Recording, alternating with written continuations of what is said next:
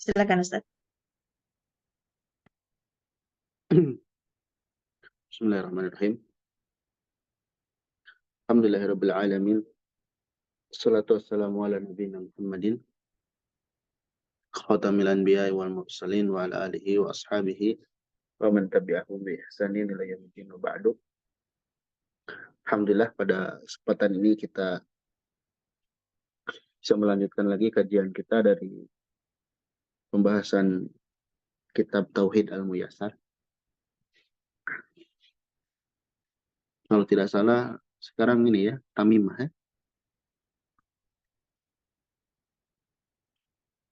Iya Ustaz. Baik.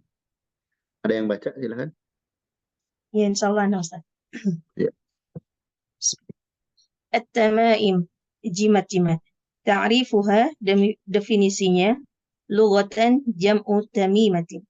Secara bahasa adalah jamak dari kata tamimah. Istilahan dan makna secara istilah, ma yu'alliku bi'a'naqis sibyan wa ghairihim lidaf'il 'ain. Segala sesuatu yang digantungkan di leher anak-anak kecil atau selain mereka untuk menolak ain. Aqsamuha, pembagian dari tamimah atau jimat-jimat, qismani, ada dua. Al-awwal tamaimu minal Qur'ani wal ada'iyati an-nabawiyah. Yang pertama jimat yang berasal dari Al-Qur'an dan doa-doa nabawi. Was-sahihu fiha al-man'u liwujuhi salasah. Dan yang sahih adalah terlarang dari tiga sisi. Yang pertama, umumun nahi anit tamaimi wala yujadu mukhassisun lil umum. Keumuman dalil tentang pelarangan dari tamimah atau jimat-jimat dan tidak didapati dalil yang mengkhususkan dalil-dalil yang umum tadi. Yang kedua, syadzuz dzari'ah fa innaha taqdi ila ta'liqi ma laysa mubahan. Yang kedua, sebagai bentuk tindakan preventif karena sesungguhnya di dalam tamimah tersebut yang berasal dari Al-Quran dan Sunnah dan doa nabawi berkonsekuensi pada segala sesuatu yang digantungkan secara mubah. Malaysia mubah, yang tidak mubah. Oh, yang tidak mubah, yang tidak dibolehkan. Kemudian yang ketiga, annaha satakunu urdatan liimtihani indama yadkhulu man 'alaqaha al-khala'a liqada'il hajah. Bahwa sesungguhnya jimat-jimat itu menjadi penghalang untuk melakukan suatu perbuatan ketika seseorang yang menggantungkan tamimah itu ingin masuk ke dalam toilet guna buang hajat. Asani tamaim min ghairil Qur'ani wal ad'iyatin nabawiyah. Yang kedua, jimat-jimat yang berasal dari selain Al-Qur'an dan doa-doa nabawiyah. Kallati takunu min asma'il jinni wasyayatini wa yakunu fiha talasimu ghairi mafhumatin. Seperti yang berasal dari nama-nama jin dan syaitan yang di dalamnya terdapat mantra-mantra yang tidak bisa difahami. Fahadhihi muharramatun qat'an. Dan hal ini terlarang atau diharamkan secara pasti. Wahiyya minasyirki li'anna fiha ta'alluqan li ghairillah. Dan ini adalah bentuk kesyirikan karena di dalamnya terdapat ketergantungan kepada selain Allah. Al-khalasah, kesimpulannya, inna tamaima kulluha muharramatun. Sesungguhnya jimat-jimat itu seluruhnya diharamkan. Kulluha, inna tamaima, anna tamaima, kullaha muharramatun. Sawa'un kanat minal Qur'ani aw min ghairi. Sama saja apakah jimat-jimat itu berasal dari Al-Qur'an atau selainnya. Wa in kana min ghairihi fahiya muharramatun wa syirkun. Dan jika tamimah itu berasal dari selain Al-Qur'an, maka dia diharamkan dan dia adalah kesyirikan. Wadalilu qauluhu sallallahu alaihi wasallam, dan dalilnya sabda Nabi sallallahu alaihi wasallam, innar ruqa wat tamaima wat tilawata syirkun. Sesungguhnya ruqyah tiwalah. Inna ruqa wat tamaima wat tiwalah syirkun. Sesungguhnya ruqyah dan jimat-jimat serta pelet adalah kesyirikan. Rawahu Ahmad wa Abu Dawud. Baik. Ini tamaim ya, jimat. Kalau di Indonesia itu isim-isim, tongkat, keris, benda pusaka dan lain sebagainya. Dan berkeyakinan benda-benda tersebut memiliki kekuatan. Memiliki kekuatan baik dalam mendatangkan manfaat ya, ataupun menolak bahaya. Misalnya pakai ini nanti akan seperti ini. Jangan pakai ini nanti tidak akan, nanti terhindar dari ini. Mungkin di manusia modern hal ini berkurang. Tapi kalau kita lihat walaupun ada juga seperti susuk, tapi di sebagian masyarakat di pedalaman terutama, ini masih kental sekali hal seperti ini. Masih jimat itu masih betul-betul dipelihara. Dan manusia itu mudah tergiur dengan hal seperti ini. Apalagi diberikan testimoni orang yang secara duniawinya sudah sukses misalnya. Ditunjukkan. Tuh, Fulan atau Fulana memakai ini, sekarang jadi ini. Kalau imannya lemah, itu bisa tergoda. Bisa tergoda. Dan Anda menyaksikan sendiri ya, hal tersebut. Kalau kita bicara ini di zaman Nabi, sudah ada, apalagi sekarang. Orang yang percaya hal seperti ini banyak. Anda menyaksikan sendiri orang yang Anda kenal misalnya. Bahkan senang belajar di kampung. Awalnya karena pergaulan, sering ngobrolin benda-benda pusaka dan lain sebagainya. Awalnya bermula dari kekaguman, takjub misalkan, oh bisa ya kayak gitu ya.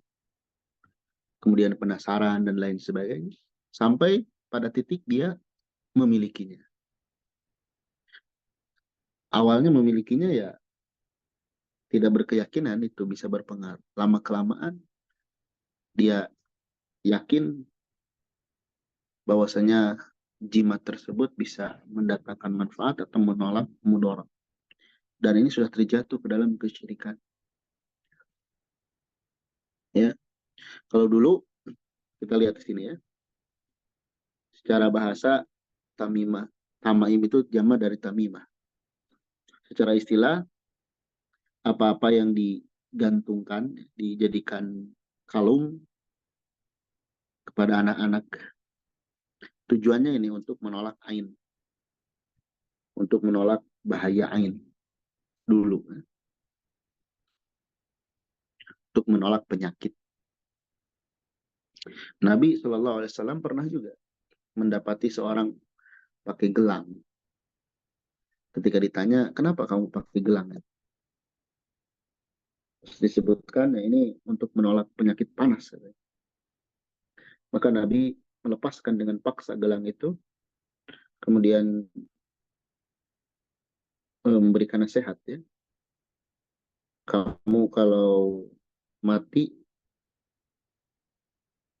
dalam keadaan tetap seperti ini, kamu tidak akan bahagia.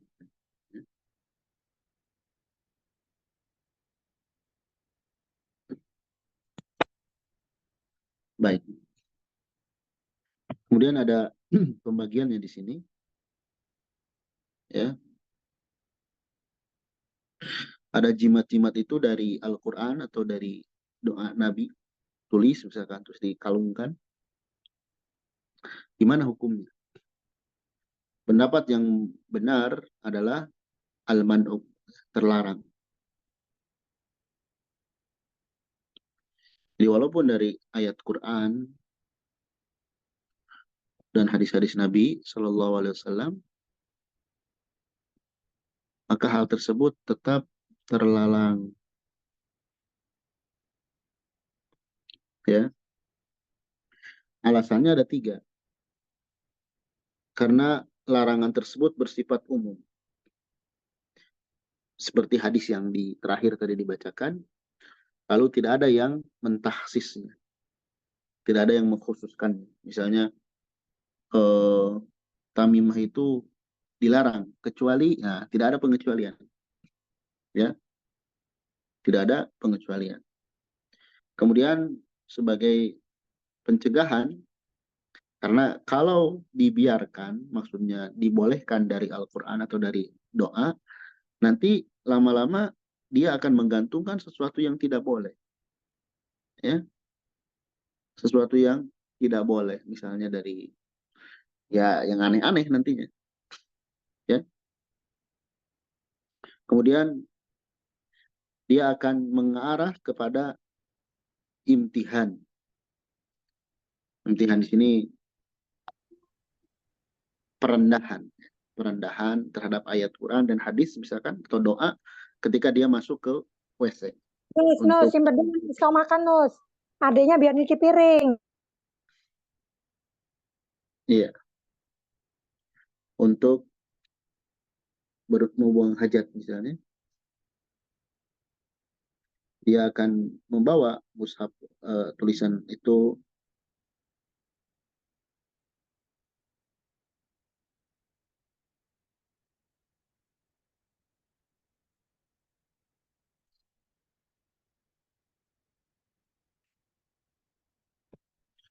Kemudian, nah ini yang dari Al-Quran, ya. Dari Al-Quran saja sudah terlarang, apalagi selainnya.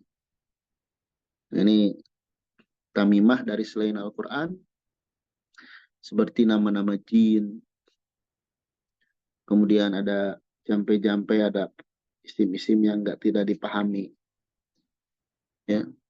Kalau ini haram secara qat'i, secara kuat, dan termasuk syirik. Dari mana sisi kesyirikannya?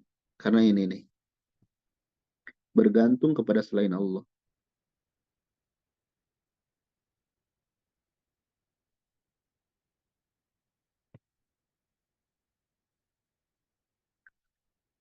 Padahal kalau kita renungkannya sedikit tentang kehidupan, kita ingat Allah Subhanahu wa Ta'ala, sifat-sifatnya, kemahakuasaan, rahmatnya. Allah nggak akan membiarkan hambanya yang sujud, yang ruku kepadanya menderita. Walaupun ia menderita, itu bentuk ujian dari Allah, agar dia segera ingat Allah lagi. Maka dari itu, kalau kita ingin sesuatu, langsung minta aja kepada Allah. Gak perlu melalui perantara apapun. Ya. Kita ini punya Rob yang maha segala. Minta langsung, ya Allah. Jangan dibatasi, ya Allah. Mudahkan hidup saya, ya Allah. Berikan saya kemudahan, kebaikan, kesehatan. Ya Allah, hindarkan saya dari penyakit. Itu. Ya. Bukan bergantung kepada makhluk lagi yang lemah. Yang sama-sama lemah makhluk. Sama-sama butuh pada Allah. Walaupun terkadang hal tersebut misalnya bagi orang yang memiliki kelebihan dari sisi harta dan sebagainya, merasa tidak butuh lagi, itu lebih parah. Merasa tidak butuh kepada Allah. Baik, jadi kalau pengen sesuatu atau pengen terhindar dari sesuatu, minta langsung kepada Allah. Nanti Allah akan berikan hal tersebut dengan cara yang barangkali kita tidak menyangka hal tersebut. Nah, kesimpulannya, tamimah itu seluruhnya diharamkan. Ya, tidak boleh, baik dari Al-Quran ataupun selainnya. Ya. Dan apabila dari selain Al-Quran, bukan diharamkan lagi. Diharamkan dan musyrik.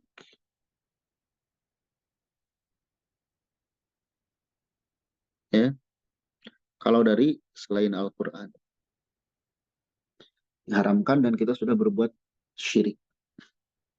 Karena kita bergantung kepada selain Allah. Menganggap ada kekuatan selain Allah yang mampu menolong untuk mendatangkan manfaat atau menolak mudarat. Ilatnya di sana, keharamannya. Dalilnya di sini disebutkan inar ruko, bahwasanya jampi-jampi. Kemudian ruko di sini jampi-jampi. Jampi-jampi yang tidak jelas asal usulnya. Kemudian jimat-jimat dan pelet agar mendapat simpati atau cinta atau selainnya. Ini adalah kesyirikan. Baik.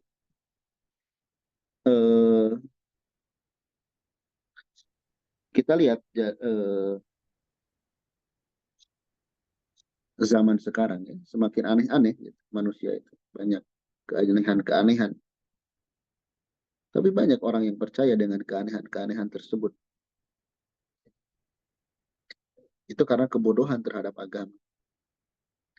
Mengerikan gitu ya. Ironis di negara kita apalagi. Semakin banyak orang-orang yang nyeleneh. Tapi banyak orang yang percaya. Kita dengan belajar agama yang benar, paling tidak buat diri kita dan keluarga agar tidak terpengaruh. Agar tidak mempercayai hal-hal yang nyeleneh tersebut. Ya. Dan kita pahamkan juga sekitar kita, keluarga kita, tetangga kita dari hal tersebut. Baik.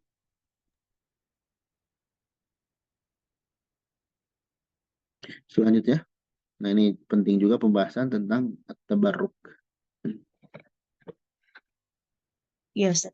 At-tabarruk. Tabarruk atau ngalap berkah. Makna tabarruk dan makna dari tabarruk lugatan kasratus syai' wa subutuhu. Makna secara bahasa adalah banyaknya sesuatu dan tetapnya. Syar'an, makna secara istilah talabul barakati wa rajaiha wa i'tiqadi wa rajauha wa i'tiqaduha. Secara syar'i maknanya adalah mencari keberkahan dan mengharapkannya serta meyakininya. Aqsamut tabarruk, pembagian dari tabarruk, qismani, ada dua. Al-awwal tabarrukun masyru'un, as-sani tabarrukun mamnu'un. Yang pertama tabarruk yang disyariatkan, yang kedua tabarruk yang dilarang. Awalan, yang pertama, at-tabarruku al-masyru'u, tabarruk yang disyariatkan. At-tabarruku bidzatin nabiyyi sallallahu alaihi wasallam wa man fasala min jismihi. Yang pertama, tabarruk dengan zatnya Nabi sallallahu alaihi wasallam atau badannya Nabi, fisiknya Nabi sallallahu alaihi wasallam dan anggota dari tubuh beliau. Wa hadza khassun bihi, khassa bihi. Khassa, Ustaz? Kenapa? Khassa, Iya. khas. Iya. Wahada Khosun. khassa bihi. Khosun bihi. Wahada khasun bihi sallallahu alaihi wasallam fi hayatihi faqat. Dan hal ini khusus ketika Nabi Shallallahu Alaihi Wasallam hidup saja, ketika beliau hidup. Asani tabarruk bi aqwali wal a'mali masyru'atin idza fa'alaha al-'abdu hasala lahu al-khaira wal barakah. Yang kedua, tabarruk dengan ucapan atau perbuatan yang disyariatkan. Jika seorang hamba melakukannya, maka akan tercapai baginya kebaikan dan keberkahan. Kakiraatil Qur'ani wa dzikrillahi wa huduri halaqal ilmi, seperti membaca Al-Qur'an, hilaqul ilmi, seperti membaca Al-Qur'an, zikir kepada Allah dan hadir dalam majelis ilmu atau halaqah ilmu. As-salis tabarruk bil amkinati allati ja'alallahu fiha barakah. Tabarruk atau ngalap berkah dengan tempat-tempat yang Allah jadikannya ada keberkahan padanya. Kal masjidi wa minal baladani Makkah wal Madinah wasyam, seperti masjid-masjid dan dua negeri yaitu Mekah dan Madinah serta kota Syam. Wal maqsudu bit tabarruk biha, dan yang dimaksud dengan tabarruk dengannya fi'lal khairi wa ta'abbudi lillahi bi'a'malin masyru'atin, yaitu mengerjakan kebaikan atau beribadah kepada Allah dengan amalan-amalan yang disyariatkan. Wala yuqsadu at-tamassuhu bijidaraniha wa a'madatiha, dan bukanlah yang dimaksud dengan mengusap dinding-dindingnya atau tiang-tiangnya. Ar-rabi' at-tabarruku bil azminati allati khassaha Allahu bi ziyadati fadlin wa barakatin. Tabarruk dengan waktu yang Allah khususkan dia dengan tambahan karunia dan keberkahan. Kasyahri Ramadhana, seperti bulan Ramadan, wa ashri Dzulhijjah, 10 hari pada bulan Dzulhijjah, wa lailatul qadri, dan malam Lailatul Qadri, wa sulusil laili al-akhiri, dan sepertiga malam terakhir. Wa yakunu tabarruku biha, dan tabarruk padanya berupa bikasrati fi'lil khairi wa ta'abbudi lillahi fiha bi'a'malin masyru'atin, dengan memperbanyak perbuatan kebaikan dan beribadah kepada Allah di dalamnya dengan amalan-amalan yang disyariatkan. Al-khamis at-tabarruku bi at'imati allati ja'alallahu fiha barakat. Bertabarruk dengan makanan-makanan yang Allah jadikan padanya ada keberkah. Ka zaitiz zaitun, seperti minyak zaitun, wal asl, madu, wal laban, pada susu, wal habbatus sauda, dan habbas sauda, wa ma'i zamzam, dan air zamzam. Baik. Ini ngalap berkah ya. Ini familiar juga di tengah-tengah masyarakat kita ya. Perlu diketahui, kita ambil dari akarnya dulu ya. Yang namanya kehidupan di dunia, tidak ada kehidupan yang sempurna. Bahagia-bahagia terus. Tidak juga sengsara-sengsara terus. Tapi hidup di dunia ini silih berganti. Ya. Dan ujian bagi kita. Artinya kehidupan di dunia ini harus siap diuji ya, oleh Allah Subhanahu wa taala. Baik ujian itu berupa kesenangan maupun berupa kesusahan. Ya. Nah, ada orang yang hidupnya tuh pengen senang terus. Nggak capek. Tapi pengen senang terus. Senang dalam artian poya-poya. Ya. Karena beda ya, bahagia dan tenang itu beda. Senang dan tenang itu beda. Ya. Ketenangan itu milik semua orang karena adanya di hati. Tapi pemilik barang-barang berharga, barang-barang mewah, belum tentu hatinya tenang. Nah, manusia itu untuk meraih tadi kesenangan hidupnya itu sering atau menganggap uh, untuk meraihnya tersebut dengan cara-cara tertentu.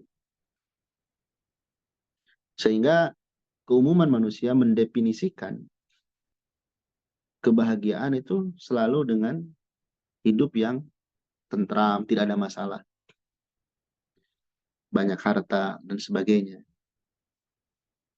Dan sering diartikan itulah keberkahan. Jadi manusia ingin bahagia, hidup senang, sehingga dia cari dengan cara-cara tertentu. Banyak kan orang yang nyari kaya, ujung-ujungnya ya, supaya hidupnya senang. Ngalap berkah tuh pada akhirnya endingnya dia tuh ingin hidup tuh senang, gitu. Nggak capek dan sebagainya. Nah itu nggak paham tentang hakikat hidup dan nggak paham hakikat keberkahan. Hakikat hidup itu ujian silih berganti. Dan hakikat keberkahan ya bukan hidup tanpa masalah, bukan hidup selalu berlimpah. Lihat, secara bahasa berkah itu banyaknya sesuatu dan tetapnya. Banyak dan tetap. Ya, boleh kita meminta hal tersebut, boleh. Tapi ingat, sisakan ruang dalam hati kita, dalam kehidupan ini. Kalau kita optimismenya, misalnya 90%, sisakan 10% untuk kegagalan. Apapun itu, ya, agar tidak kecewa hidupnya. Jadi kita punya rencana-rencana, terus gagal. Tidak akan banyak kecewa, tidak akan mengeluh. Sehingga dalam kehidupan itu, bergantinya keadaan, kita tetap bisa mendefinisikan itu sebuah kebaikan bagi kita. Jadi yang paling penting itu bukan hidup kita ini enak, senang, bukan. Tapi bagaimana kita ini di atas kebaikan atau tidak. Hidup kita ini benar atau salah. Jadi bukan perkara senang atau susah. Tapi perkaranya benar atau salah. Kalau kita melihat orang yang hidupnya senang, berarti berkah, nah itu keliru sekali. Kita akan nanti membandingkan dengan orang kafir. Dan itu tidak boleh. Orang kafir itu hina di sisi Allah. Hina, seburuk-buruk makhluk. Ulaika hum syarrul bariyah. Sejelek-jelek makhluk di sisi Allah. Jadi perlu difahamkan dulu apa itu makna keberkahan. Keberkahan itu banyak, tetap, dan berada di atas kebaikan. Ya, berada di atas kebaikan. Sebagian ulama mendefinisikan berkah itu bukan kasratus syai, tapi ada tambahan kasratul khair. Atau kasratus syai fil khair. Banyaknya sesuatu di dalam kebaikan. Orang banyak harta. Apakah baik atau tidak? Belum tentu. Kalau hartanya haram, walaupun banyak berarti nggak baik. Jadi kalau kita ingin mengecek hidup kita ini di atas kebaikan atau tidak, sederhana. Pertama dilihat harta kita. Halal atau haram. Yang kedua dilihat ibadah kita. Sigap, segera, atau lamban. lihat kualitas sholat kita. Kemudian lihat hati kita. Apakah kita ridho dengan takdir Allah? Apa kita senang melihat orang lain bahagia, susah melihat orang lain susah, bukan sebaliknya? Nah, itu diantara tanda-tanda kebaikan dalam hidup. Baik. Jadi tabaruk itu tolabul barokah, ngalap berkah, mencari berkah, berharapnya dan meyakininya. Ingin mendapatkan keberkahan, lihat sumber keberkahan itu Allah, tabaraka wa ta'ala. Maka kalau kita ingin berkah yang sesungguhnya, minta kepada Allah dengan cara yang benar. Nah, di sini tabaruk ada dua. Ada yang disyariatkan, ada yang terlarang. Jadi tabaruk itu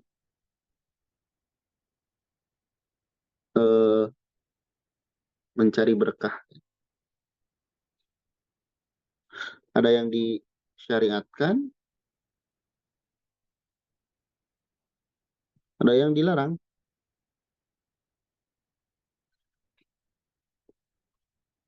Lihat, tabaruk yang disyariatkan ada bermacam-macam di sini. Pertama dengan zat Nabi. Ketika masih hidup.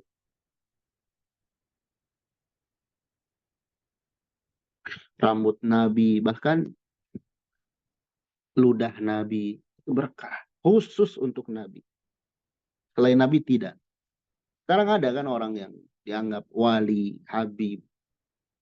Telapak kakinya berkah gitu. Telapak kakinya. Bahkan segala sesuatu yang berhubungan dengan sorbannya, tisunya dianggap berkah, tisunya.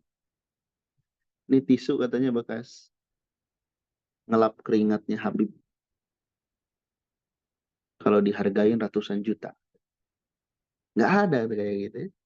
Ini khusus untuk Nabi. Sekarang gimana? Nggak ada. Ya, ahli sejarah keumuman menyebutkan yang ada sampai sekarang peninggalan Nabi itu berupa bagian-bagian dari tubuh Nabi itu tidak benar. Tidak ada sekarang. Kalau ngaku-ngaku banyak. Ada misalkan mengaku ini rambutnya Nabi. Rambutnya Nabi panjangnya 1 meter atau setengah meter. Nah, itu kedustaan, jelas terlihat. Nabi rambutnya nggak pernah sepanjang itu. Terompahnya Nabi. Dan selainnya. Jadi, untuk yang pertama ini tidak ada sekarang. Kemudian yang kedua, tabaruk dengan amalan. Dengan amal soleh. Amal soleh. Seperti membaca Al-Quran.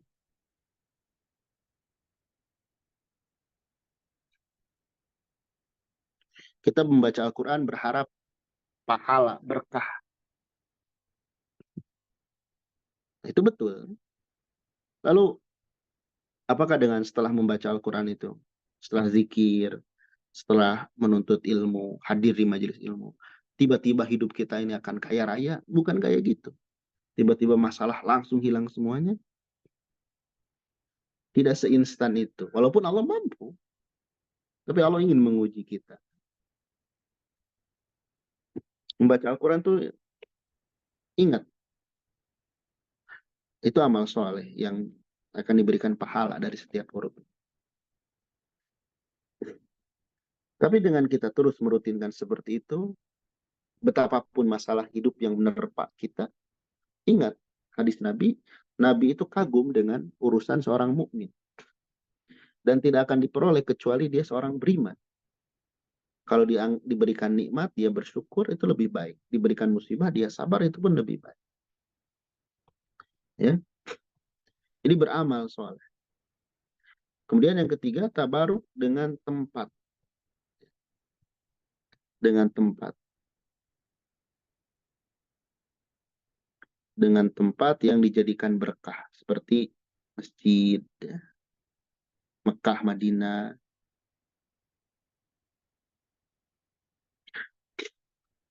Tabaruk dengan tempat artinya kita beribadah di tempat itu.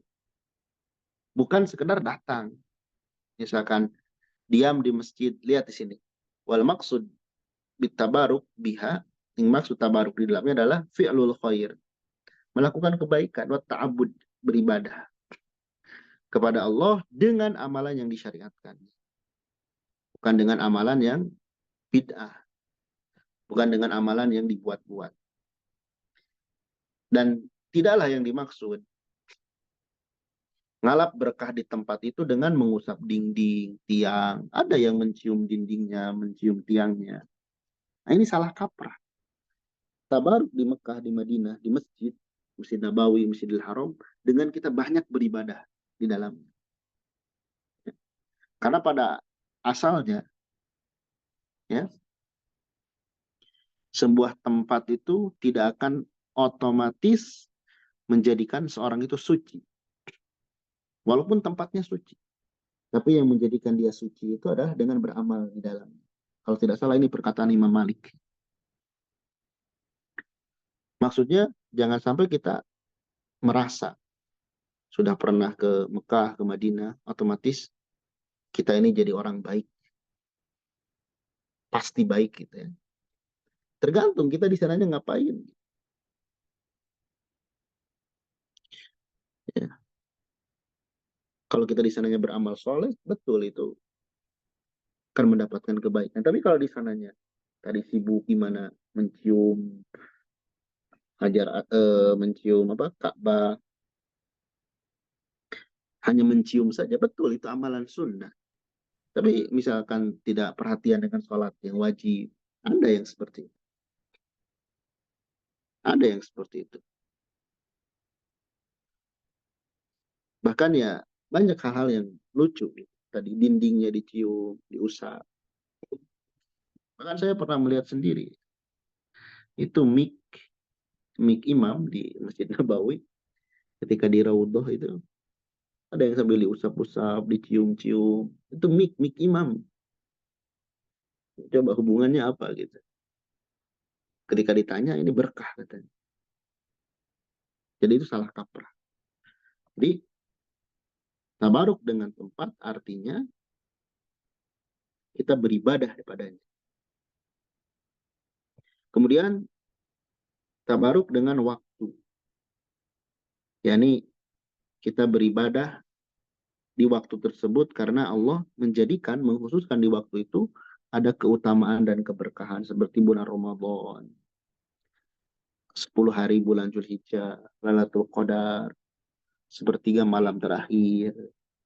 Ya. Itu waktu-waktu yang penuh berkah. Dengan apa? Lihat. Tetap dengan memperbanyak amal dan ibadah. Jadi secara inti, kalau kita ingin berkah, udah aja beribadah kepada Allah. Ya. Kapanpun, terlebih di waktu-waktu atau di tempat-tempat yang khusus. Itu semakin banyak kebaikan. Jadi orang masuk bulan Ramadan. Kalau dia tidak ibadah, Ramadannya tetap, bulan itu, waktu itu tetap berkah. Tapi dia tidak otomatis kemudian mendapat berkah. Karena kalau tidak ibadah. Ya. Jadi mencari waktu-waktu yang Allah jadikan di dalamnya berkah, kalau kita melaksanakan ibadah di dalamnya.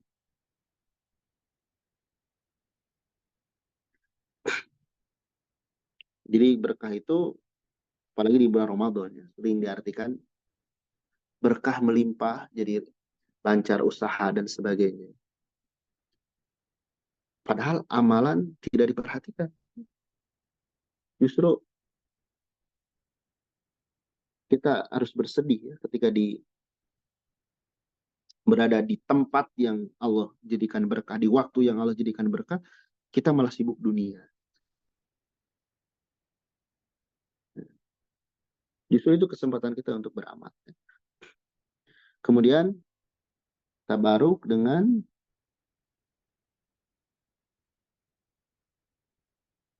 makanan yang Allah jadikan berkah seperti zaitun, madu, susu, habatus sauda, air zam-zam. Kita yakin Allah menjadikan di makanan-makanan ini obat. Ya. Tapi kadang manusia banyak yang nggak percaya. Ya. Madu misalkan. Madu ya.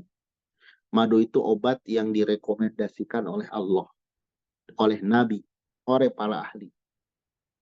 Tapi kadang orang kalau sakit dan sebagainya, ingatnya hal yang lain dulu. Padahal madu dulu. Setelah ingat kepada Allah, ingat madu. Madu itu menyembuh semua penyakit. Kadang malas orang itu. Ini ujian bagi kita. Madu saja yang sudah enak lagi. Enak mengandung obat. Orang nggak percaya. Apalagi surga. Surga itu kan enak. Belum kelihatan. Tapi keraguan itu sering ada. Baik. Jadi ada 5 ya.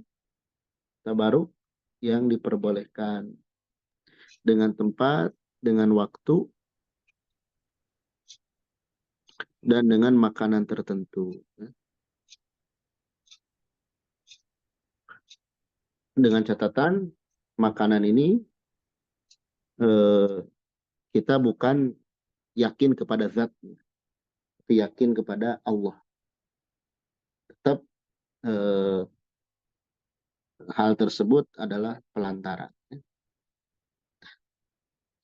Hakikatnya dari Allah Subhanahu wa Ta'ala.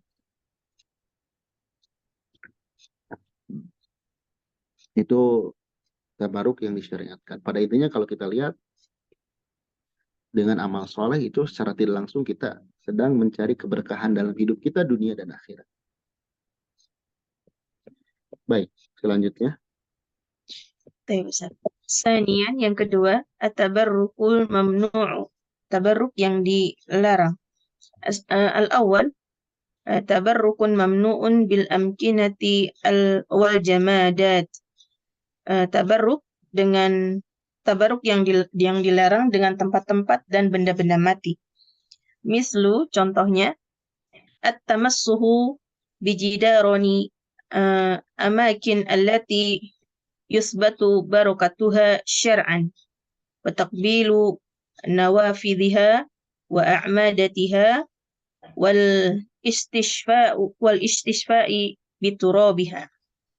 Contohnya dengan mengusap-ngusap dinding tempat-tempat yang ditetapkan keberkahan padanya secara syar'i dan menghadap ke jendelanya dan ke tiang-tiangnya dan mengambil pengobatan dengan tanahnya.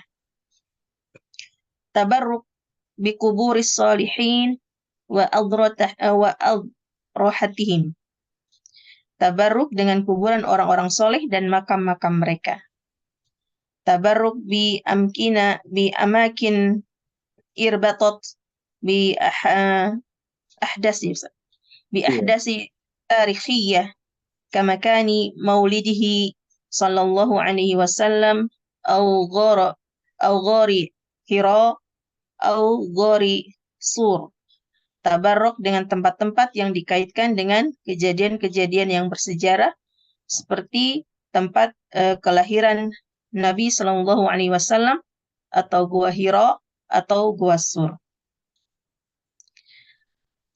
Sani, tabarrukun mamnu'un bil azminah. Tabarruk yang dilarang dengan pada waktu. Fi'lul umuri ghairi masyru'atin wa ibadatin mubtadi'atin fil azminati allati yusbatu barakatuha syar'an. Melakukan perkara-perkara yang tidak disyariatkan dan ibadah-ibadah yang bid'ah yang diada-adakan pada waktu-waktu yang ditetapkan keberkahan padanya secara syar'i. At-tabarruku bi azminati lam yusbatu tabarruku biha syar'an mislu, dan tabarruk dengan waktu yang tidak ditetapkan keberkahan padanya secara syar'i, contohnya Maulidir Rasuli sallallahu alaihi wasallam, Maulid Rasulullah sallallahu alaihi wasallam, wa Lailatul Isra'i wal Mi'raji, malam Isra dan Mi'raj, wa Lailatin nisfu min Sya'bani, dan malam nisfu dari bulan Sya'ban, pertengahan dari bulan Sya'ban, wa ayyamin wa layalin dzikril hawadisi tarikhiyah, dan hari-hari atau malam-malam yang disebutkan padanya kejadian-kejadian yang bersejarah. As-salis, tabarruku mamnu'un bidzawati salihina wa asarihim. Tabarruk yang terlarang dengan zat orang-orang yang soleh dan jejak-jejaknya. La yatabarruk. Iya. La yutabarruk. La yutabarruk bidzati ahadin minal bashari illa bidzatin nabiyyi sallallahu alaihi wasallam wa asarihi wa hadha khasun bihi wa fi hayatihi faqat. Dan tidak boleh seseorang mengambil atau mengalap berkah dengan zat dari manusia kecuali dari zat Nabi sallallahu alaihi wasallam dan asarnya, dan ini kekhususan dengannya pada saat beliau hidup saja. Lanjut Ustaz. Iya. Sampai beres ya. Nanti. Baik. Qawaidu wa dhawabitu muhimmatun fit tabarruk. Kaidah-kaidah dan aturan-aturan yang sangat penting di dalam tabarruk, dalam mengalap berkah. Al-awwal, at-tabarruku ibadatun wal aslu fil ibadati al-man'u wal khatru hatta ya'ti dalilun ala masyru'iyyatiha. Tabarruk adalah ibadah, dan hukum asal dari ibadah-ibadah adalah terlarang sampai datang dalil yang mensyariatkannya. As-sani, al-barakatu kulluha innama hiya minallahi wahdahu fahuwa malikuha wa wahabiha fala tutlabu min ghairihi. Keberkahan seluruhnya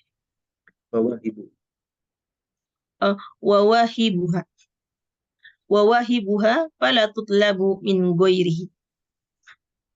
Keberkahan seluruhnya hanya dari Allah semata, dan dia adalah kekuasaannya dan anugerahnya, maka janganlah mencari keberkahan pada selain Allah. Ya Ustaz? Terus. Iya. As-salis, anna tabarruka bima subitat barakatuhu la yafidu sabatat barakatuhu la yufidu illa al-muwahhid la yufidu illa al-muwahhidu al-mu'minu billahi wa rasulihi sallallahu alaihi wasallam.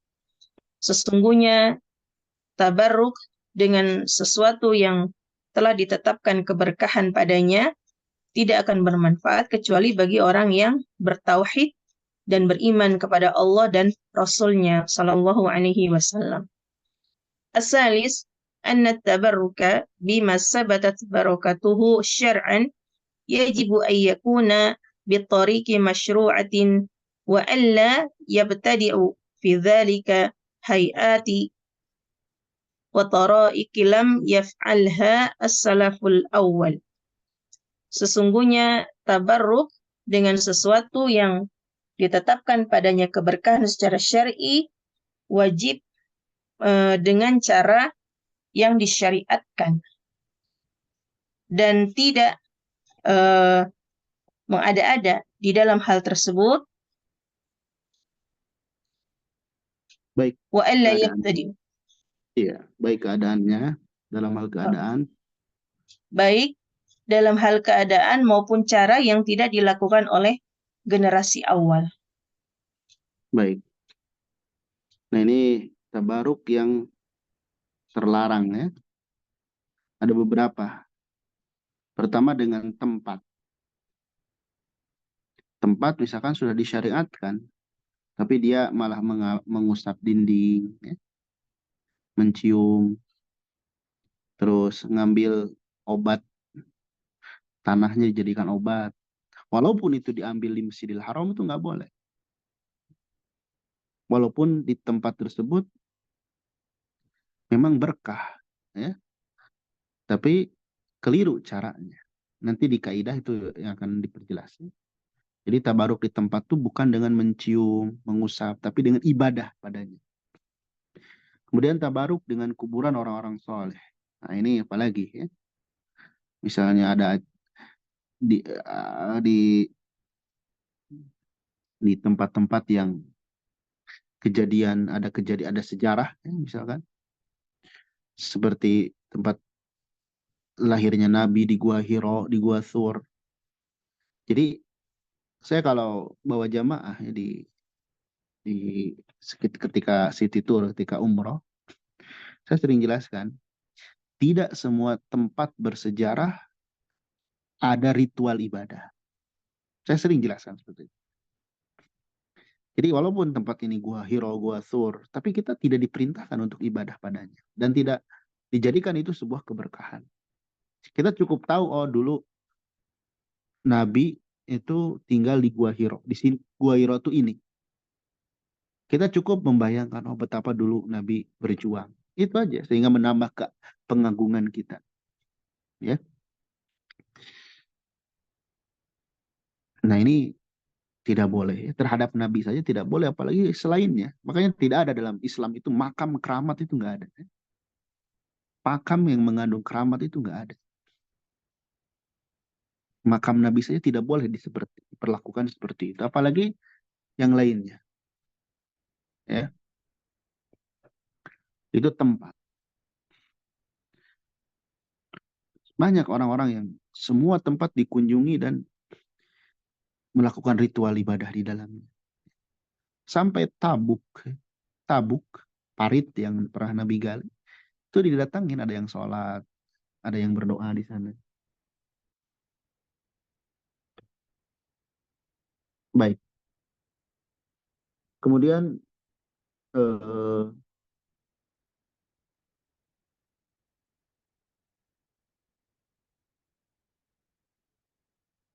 tabaruk dengan